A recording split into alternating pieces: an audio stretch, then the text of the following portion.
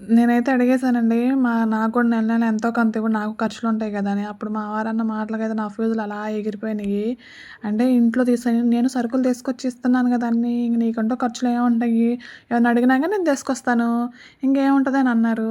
మనకు గూడా ఉంటది గదండీ పిల్లలతో అది బయటికెళ్ళినప్పుడు ఏమన్నా అడిగినప్పుడు కొనిచ్చాలి అని అనిపిచ్చిద్ది గదా! మనకు కూడా. కానీ అదైతే మగోళ్ళకి అర్థం కాదండి అసలు. అంటే అందరూ ఇలా ఉంటారని కాదు.